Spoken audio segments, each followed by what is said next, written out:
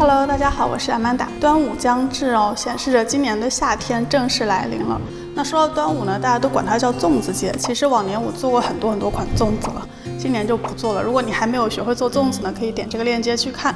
那今年呢，我想要介绍一个除了粽子之外还很适合的食材，就是黄鳝。其实它也是我们传统里头在端午很适合吃的一个时令食材，因为这个时候的黄鳝肉质会特别的鲜嫩。那很多人可能会觉得黄鳝在家处理起来很麻烦，其实比你想象的要简单很多。因为黄鳝买来的时候，你可以直接请摊主帮你这样杀好，甚至有的地方可以帮你切好，但是我还是喜欢保持这样相对完整的样子。回家先简单清洗一下，去除表面的血污。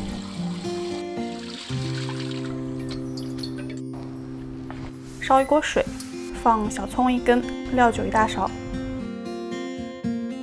水沸了就关火，把黄鳝放进去烫个15秒左右，很快的就捞出来，沥干冲冷水，这样可以彻底的清除掉黄鳝身上的粘液，从而大大的去除腥味。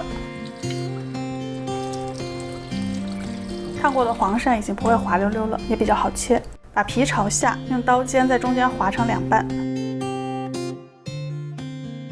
再切断，这就是鳝丝。接着是配料，葱切成葱花，这里还有片五花肉。一般餐厅里头炒黄鳝呢，喜欢用猪油来增加香味，但我自己会更喜欢炒几片五花肉在里头，增加油香又不会过于的油腻，不需要太多，这样薄薄的几片就够了。蒜头、姜都擦成泥。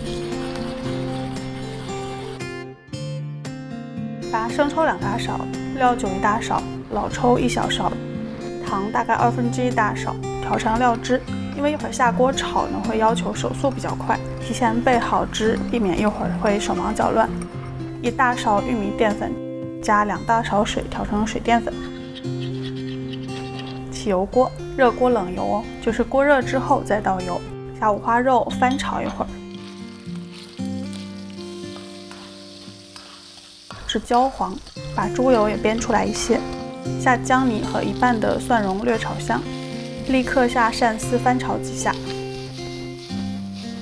再立刻下料汁，同时加小半碗水。这整个炒的过程很快的，让锅里的汤汁稍煮一会儿，差不多也就半分钟吧。下水淀粉勾芡，此时汤汁是很少的哦，勾完芡后会全部裹在鳝丝上。起锅前呢，还可以淋1小勺的香醋，从锅边这样淋下去。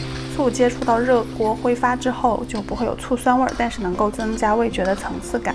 关火，撒点白胡椒。就可以出锅了。这时候还没有结束哦，盘中放葱花，还有剩下的蒜蓉。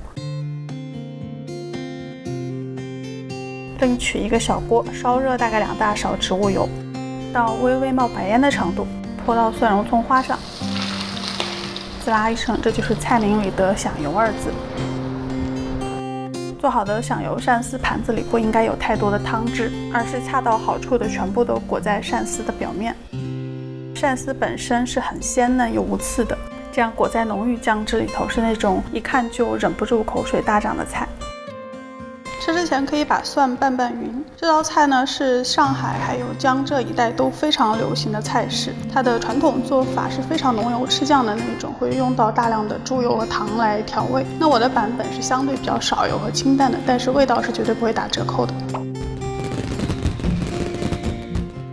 大家有空也在家试试看吧。